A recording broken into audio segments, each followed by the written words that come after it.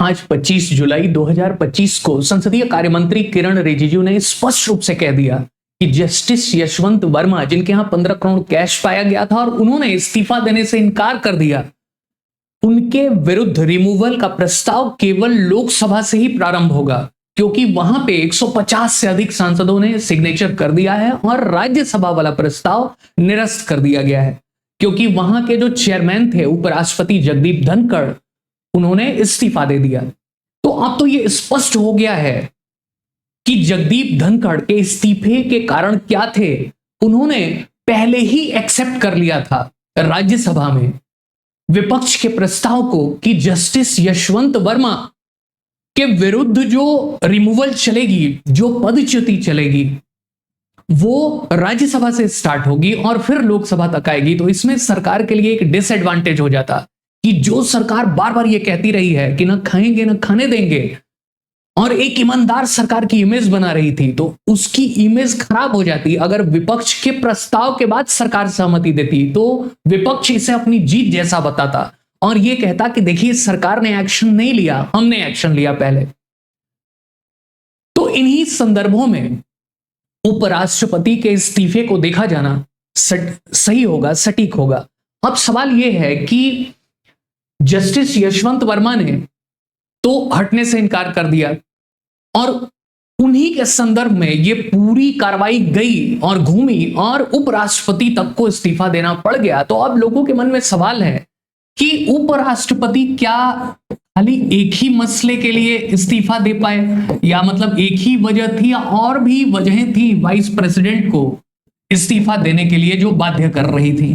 तो क्या ओवरऑल सरकार खुश नहीं थी वाइस प्रेसिडेंट से? इसके लिए भी मीडिया में खबरें आ रही हैं कि एक तो मोदी जी नाराज चल रहे थे क्योंकि उपराष्ट्रपति की कुछ डिमांड्स ऐसी थी कि जिसको मोदी जी पसंद नहीं कर रहे थे। अब हम इसके बाद चर्चा करेंगे कि क्या उपराष्ट्रपति राष्ट्रपति का पद सीधे सरकार के नियंत्रण में होना चाहिए या क्या वो नियंत्रण में होते हैं या वो तटस्थ होते हैं।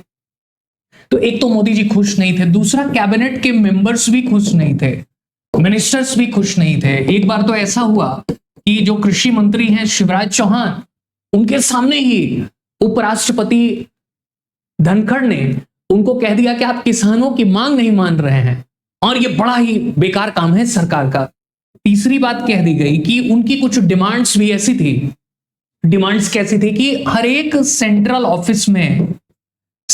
ऑफिस में पीएम की फोटो लगती है, प्रेसिडेंट की फोटो लगती है, यहां पीएम होते हैं, एक साइड में प्रेसिडेंट होती है, तो उनकी भी फोटो लगनी चाहिए, उपराष्ट्रपति की भी फोटो लगनी चाहिए, जिसको सरकार ने एक्सेप्ट नहीं किया। अब इन बातों में कितनी सच्चाई है, क्योंकि मीडिया में तो अब खूब सारे न्यूज आ रहे हैं। तो उन्होंने ये डिमांड की और इसको इनकार कर दिया गया। फिर अगली बात ये रखी गई, अगली बात ये है, चौथी बात, कि इनकी डिमांड ये भी थी कि जो जेडी वैंस आए हुए थे उपराष्ट्रपति अमेरिका के, तो इन्होंने ये कहा कि भाई ये भी वाइस प्रेसिडेंट हैं और मैं भी वाइस प्रेसिडेंट हूं, तो डायरेक्ट मीटिंग होनी चाहिए मेरी और जेडी वैंस की। इसको भी सरकार ने इनकार कर दिया। उन्होंने कहा कि डोनाल्ड ट्रंप का सीधा मैसेज लेके आए हैं तो और सीधे प्रधानमंत्री से मिलेंगे, आपसे नहीं। तो एक बात ये हो गई। फिर इन्होंने कहा कि मेरा जो कार वाला काफिला है तो उसमें मर्सिडीज से अपग्रेड कर दिया जाए, क्योंकि ये कह रहे थे कि मर्सिडीज से अपग्रेड कर दो, क्योंकि अब अच्छा नहीं लगता है उपराष्ट्रपति इस तरीके से छोटी कार के काफिले से जाए। इसको भी सरकार ने फिजूल खर्ची कह के मना कर दिया।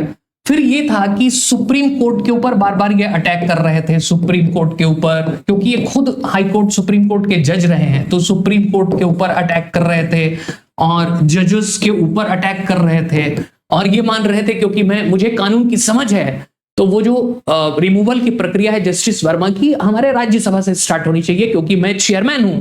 ये भी सरकार को पसंद नहीं आ रहा था। फिर ये था कि इसके पहले एक तरीके से ये विपक्षी नेताओं से मिल रहे थे, ऑपोजिशन लीडर से, अरविंद केजरीवाल से लेके और अन्य लीडर्स से मिल रहे थे, तो ऑपोजिशन को ज्यादा महत्व देने लगे थे। हालांकि इसके पहले ये वेस्ट बंगाल के गवर्नर थे, इनके ऊपर आरोप लगाया जा रहा था कि ममता बनर्जी की सरकार को इन्होंने डिस्टेबलाइज किया और केंद्र सरकार के एजेंट के रूप में पूरा उनका जो कार्यकाल है बड़ा चुनौतीपूर्ण कर दिया था। लेकिन देखिए ओवर एक्टिविज्म में लोग कह रहे हैं कि अब बहुत ज्यादा एक्टिव हो गए थे और ये बात सरकार को पसंद नहीं आई और सरकार ने कहा कि या तो आप इस्तीफा दीजिए और नहीं तो हम आपके विरुद्ध रिमूवल चलाएंगे, और इसलिए उन्होंने 2 साल पहले इस्तीफा दे दिया। आप देखिए एक बात कि अब सरकार चाहे जितना भी कहे या लोग जितना भी कहें कि राष्ट्रपति उपराष्ट्रपति जैसे पद जो होते हैं या स्पीकर डिप्टी स्पीकर के जो पद होते हैं वो सरकार के नियंत्रण से बाहर होने चाहिए या उस पर सरकार की कोई नहीं चलनी चाहिए, लेकिन देखिए तकनीकी रूप से कोई व्यक्ति अगर सरकार का समर्थन पाएगा तभी राष्ट्रपति उपराष्ट्रपति स्पीकर डिप्टी स्पीकर बनेगा, तो उसकी एक आस्था हो ही जाती है। मोस्टली लोग पार्टी से जुड़े होते हैं और इसलिए वो अलग नहीं हो पाते। अब यहां देखिए कि जो वाइस प्रेसिडेंट हैं तो इनके लिए संविधान में क्या व्यवस्था की गई है, बहुत क्लियर सी बात है कि वाइस प्रेसिडेंट के लिए आर्टिकल है, हमारे संविधान में नियम है, तो एक संवैधानिक पदवी है। आर्टिकल 63 से लेके और 71 तक में पूरी व्यवस्था की गई है। 63 से 71 तक में लिखा गया है कि कैसे कैसे उपराष्ट्रपति का चुनाव होगा, कैसे उपराष्ट्रपति का पद होगा, कैसे वो प्रेसिडेंट के रूप में काम करेंगे, एक एक चीज लिखी गई है, क्योंकि भारत का संविधान सबसे बड़ा संविधान है। और यही बात तो जगदीप धनखड़ कह रहे थे कि उपराष्ट्रपति को उतना महत्व नहीं दिया जाता, जबकि बहुत महत्वपूर्ण पद है। और मेरे जाते जाते मैं सुनिश्चित करूंगा कि जो अगला उपराष्ट्रपति आए कम से कम वो उसकी फोटो भी हर जगह छपे, नहीं तो लोग जानते ही नहीं है कि उपराष्ट्रपति कौन है। बहुत ज्यादा महत्वाकांक्षी हो गए थे और शायद यही वजह है कि उनको अपने पद से इस्तीफा देना पड़ गया। तो देखिए आर्टिकल 63 जो अनुच्छेद या नियम संविधान का है, क्योंकि संविधान ही वो गाइड बुक है जो बताती है कि सरकार कैसे काम करेगी, न्यायपालिका कैसे काम करेगा, देश कैसे काम करेगा। तो आर्टिकल 63 में लिखा गया है कि एक वाइस प्रेसिडेंट जरूर होने चाहिए और ये कंपलसरी है कि एक उपराष्ट्रपति का चुनाव होना ही चाहिए।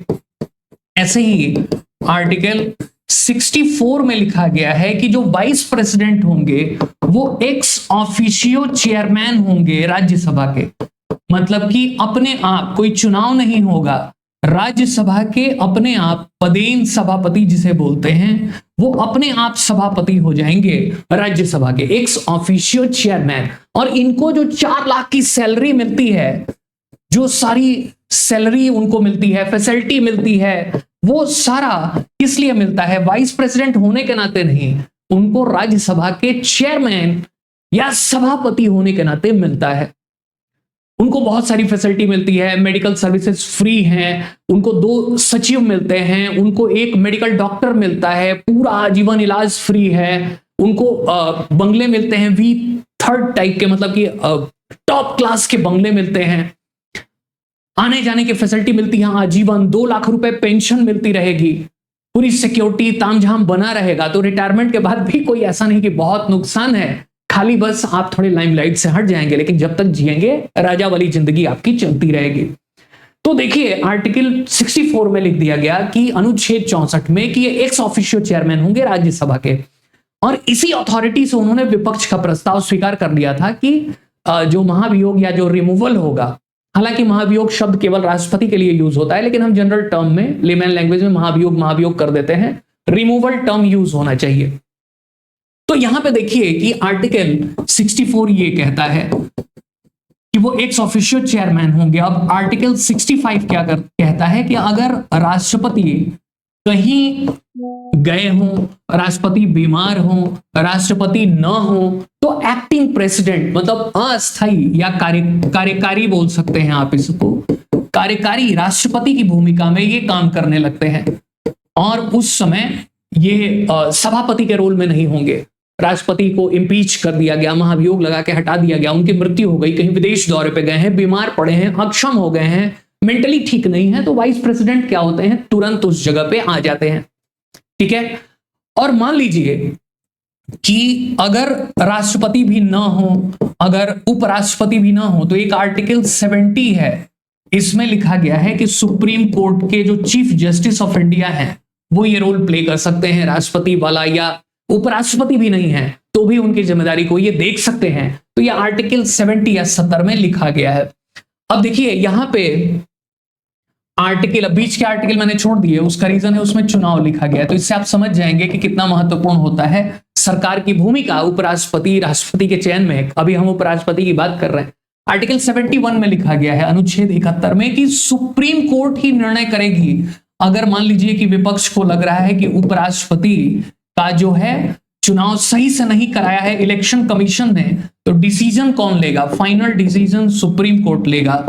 प्रेसिडेंट का चुनाव और वाइस प्रेसिडेंट का चुनाव का कोई भी डिस्प्यूट होगा, कोई भी विवाद होगा, तो इस विवाद का निपटारा कौन करेगा?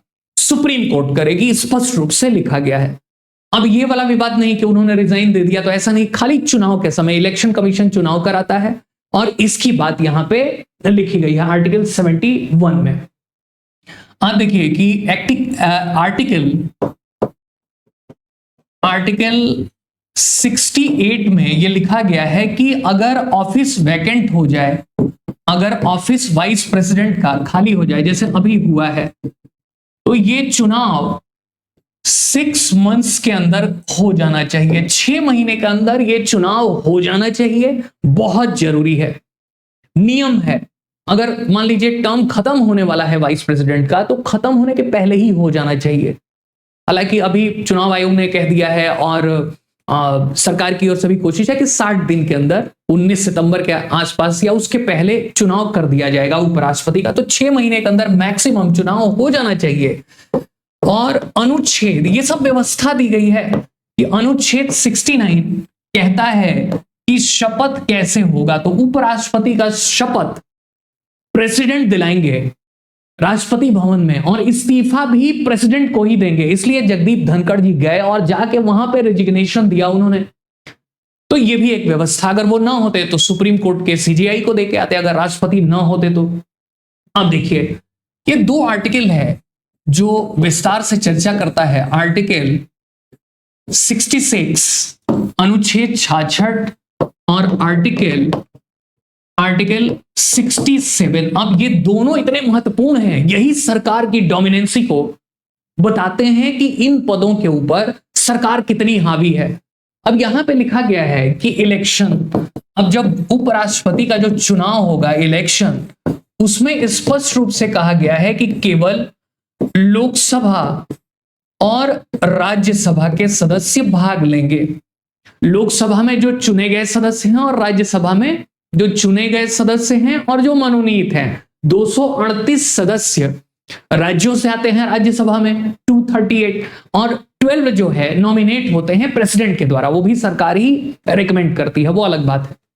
वर्तमान में 234 मेंबर्स हैं राज्यसभा में और लोकसभा में टोटल स्ट्रेंथ तो 550 की है, लेकिन अभी 543 ही सीटें हैं और राज्यसभा में 250 की स्ट्रेंथ है, लेकिन अभी 234 सीटें हैं, बाकी अभी खाली है। तो इलेक्शन के लिए ये वाला आंकड़ा चाहिए, खाली लोकसभा और राज्यसभा के ही लोग भाग लेंगे और कोई भाग नहीं लेगा। राष्ट्रपति के इलेक्शन में तो विधानसभा के सदस्य भी लेते हैं, फिर केंद्र शासित प्रदेशों के लोग भी भाग लेते हैं, लेकिन यहां पे उपराष्ट्रपति के चुनाव में या उनके रिमूवल में, यहां भी अगर जो रिमूवल होगा उसमें भी केवल हटाया जाएगा, वो भी केवल और राज्यसभा और लोकसभा के सदस्य ही हटाएंगे उनको और वही चुनेंगे, बात खत्म। अब देखिए यहां पे कि जब जो इलेक्शन होता है, ये मैं क्यों बता रहा हूं, जिससे पता लगे कि सरकार कितनी डोमिनेंट है। अब सिंपल सी बात है कि जब इनका चुनाव होगा तो इसमें एक सिस्टम देखा जाता है, सिंगल ट्रांसफरेबल वोट। इसका क्या मतलब है कि हर कैंडिडेट को रैंकिंग दी जाती है। मान लीजिए कि मेरे को बैलेट पेपर मिल गया तो मेरे को रैंकिंग देनी होगी कि अगर 2 लोग 3 लोग चुनाव लड़ रहे हैं तो मैं पहले नंबर पे किसको चाहता हूं, दूसरे नंबर पे किसको चाहता हूं, तीसरे नंबर पे किसको चाहता हूं, रैंकिंग देनी होगी। और ऐसे ऐसे करके 50% +1 वोट पाना होगा, वही व्यक्ति उपराष्ट्रपति बनेगा। ये नियम है। ये वही व्यक्ति बनेगा जिसको कि 50% +1 वोट मिले। मान लीजिए 3 कैंडिडेट खड़े हुए ए बी सी और पहली बार में निर्धारित नहीं हुआ, इतने वोट नहीं मिले, तो जो सबसे कम वोट पाएगा उसको आउट कर दिया जाएगा। और मैं मान लीजिए कि एक एमपी हूं और मैं वोट देने गया, तो मेरे को जो बैलेट पेपर मिलेगा वो सीक्रेट बैलेट होगा। सीक्रेट होगा मतलब कि कोई उसको देख नहीं सकेगा, मैं अपना वोट अपने मन से दूंगा। कहने के लिए है क्योंकि पार्टियां तो बताती हैं कि इसको वोट देना है, डायरेक्शन पहले से विप दे दिया जाता है, आज्ञा दे दी जाती है। तो उसमें कैंडिडेट्स के नाम लिखे होंगे, ए बी सी, मान लीजिए 3 नाम लिखा है, तो मुझे लग रहा है कि बी नंबर वाले को मैं 1 रैंक दूं, ए वाले को मैं 2 रैंक दूं, तो मैं अपनी रैंकिंग दे दूंगा। जिसको सबसे अधिक 1 रैंक मिलेगा उसको देखा जाएगा क्या वो 50% प्लस 1 वोट पा रहा है कि नहीं, और तब जाके उसको राष्ट्रपति चुना जाएगा। तो इसमें सरकार की भूमिका आ गई, क्योंकि लोकसभा में उसका अपना बहुमत चाहिए। तो लोकसभा में जब बहुमत चाहिए तो ऑब्वियसली लोकसभा और राज्यसभा के बहुमत से ही राष्ट्रपति का चुनाव होगा। प्रोपोर्शनल रिप्रेजेंटेशन होता है, सिंगल ट्रांसफरेबल वोट होता है, सीक्रेट बैलेट होता है, पूरी प्रक्रिया होती है। तो अगर सरकार नहीं चाहेगी, वो व्यक्ति राष्ट्रपति उपराष्ट्रपति नहीं बन सकता है, क्लियर सी बात है। तो इसलिए सरकार की डोमिनेंस है। आप देखिए आर्टिकल 67 में भी ऐसा ही लिखा गया है कि अगर मान लीजिए कि जगदीप धनखड़ जी अगर वो इस्तीफा नहीं देते, जैसा कि सुनने में आ रहा है कि उनको धमकी दी गई थी कि भाई आपको हटा दिया जाएगा, रिमूव कर दिया जाएगा, तो इसमें भी वही है। राज्यसभा में अभी मान लीजिए कि 234 मेंबर हैं या 235 जो भी, तो 234 मेंबर मतलब ये हो गया कि इफेक्टिव मेजॉरिटी कहते हैं, मतलब कि अभी जितनी सीटें हैं उसी के आधार पे मेजॉरिटी निकालनी है +1। इसका क्या मतलब है कि अगर आप देखें तो 117 + 1 मतलब 118 सांसद चाहिए राज्यसभा में इनको हटाने के लिए। और एनडीए के पास कितने हैं? एनडीए के पास हैं 119। तो ऑब्वियसली एनडीए इजीली उपराष्ट्रपति को हटा सकती है और चुन भी सकती है। तो 119 है और इफेक्टिव मेजॉरिटी मतलब कि 250 में नहीं गिना गया, जितनी सीटें अभी हैं उसका 50% +1 जोड़ दिया गया। अब 15 दिन की नोटिस दे दी गई कि भाई हम हटाने वाले हैं उपराष्ट्रपति को, और ये नोटिस दे दी गई। अब बाद में इसको लोकसभा सिंपल मेजॉरिटी मतलब कि प्रेजेंट एंड वोटिंग, उस दिन जितने लोग आए हुए हों और वोट किए, तो उसके आधार पर सिंपल मेजॉरिटी से लोकसभा में सरकार चाहे तो सरकार की ही बहुमत होती है लोकसभा में, तो राज्यसभा से पास हो गया तो लोकसभा से भी पास हो जाएगा। बेइज्जती अलग होगी कि किसी उपराष्ट्रपति को हटा दिया गया। तो इसीलिए जगदीप धनखड़ जी ने इस्तीफा दे दिया, क्योंकि उस बेइज्जती से बचने के लिए। और देखिए वही बात सही हुई, यही बात सही है कि जो मीडिया में आ रही है, सरकार ने कह भी दिया, संसदीय कार्य मंत्री ने, कि ये पूरा प्रस्ताव कहां चलेगा, लोकसभा में पहले चलेगा, क्योंकि राज्यसभा ने इनकार कर दिया। हरिवंश नारायण सिंह जो डिप्टी चेयरमैन थे वही इस समय चेयरमैन की भूमिका निभा रहे जब तक कि नए उपराष्ट्रपति का चुनाव नहीं हो जाता। तो ये एक बड़ा सवाल है कि उपराष्ट्रपति जैसे संवैधानिक पद या गवर्नर जैसे संवैधानिक पद या राष्ट्रपति जैसे संवैधानिक पद भी कैसे सरकार के कहीं ना कहीं दबाव में होते हैं और उसी हिसाब से फैसले लिए जाते हैं। तो ये मान्यवर अपना पद नहीं छोड़ रहे हैं जज साहब, और जबकि जस्टिस संजीव खन्ना ने ही, सुप्रीम कोर्ट के जो चीफ जस्टिस थे, उन्होंने ही इनके खिलाफ इंक्वायरी सेटअप की थी। और इलाहाबाद हाई कोर्ट ने तो इनका जब दिल्ली हाई कोर्ट में वहां से हटा के जब ट्रांसफर करके इलाहाबाद हाई कोर्ट भेजा गया, तो बार काउंसिल ने विरोध करना शुरू कर दिया कि इनको नहीं आना है, तो इनका इलाहाबाद से अटैचमेंट किया गया। और ये छोड़ ही नहीं रहे पद को, ये कह रहे हैं कि मैं निर्दोष हूं और मैं पूरी जांच प्रक्रिया में अपना पक्ष प्रस्तुत करूंगा, क्योंकि जो जांच की गई है गड़बड़ की गई है। तो और जगदीप धनखड़ जी क्योंकि ये खुद वकील थे सुप्रीम कोर्ट के, तो बार बार वो जजों के ऊपर टारगेट कर रहे थे कि इनको भी जांच के घेरे में आना चाहिए। ये सारा विवाद ईगो क्लैशिंग में हो गया। नहीं तो जगदीप धनखड़ जी तो एक आदर्श सिपाही थे अपनी पार्टी के, और एक बहुत बढ़िया काम कर रहे थे गवर्नर के रूप में पार्टी के लिए ममता बनर्जी के खिलाफ। लेकिन देखिए वही ओवर एक्टिविज्म, ओवर कॉन्फिडेंस और सुप्रीम लीडर की नाफरमानी कहीं ना कहीं भारी पड़ गई। आपको क्या लगता है इसमें कितनी सच्चाई है? एक संवैधानिक पद को क्या राजनीतिक दल से अटैच होना चाहिए? क्या रिमूवल और नियुक्ति में कोई बदलाव होना चाहिए? इन पदों को न्यूट्रल रहना चाहिए, गवर्नर जैसे पदों को, उपराष्ट्रपति जैसे पदों को, या राष्ट्रपति के पद को तटस्थ रहना चाहिए? सबको एक नजर से देखना चाहिए। आपको क्या लग रहा है? अपने विचार जरूर रखिएगा। अगर आपको यह वीडियो पसंद आए तो लाइक करिए, सब्सक्राइब करिए और कमेंट जरूर करिए, ताकि इससे एक मोटिवेशन मिलेगा अगली वीडियो इसी तरीके की बनाने के लिए। धन्यवाद, नमस्कार, थैंक यू।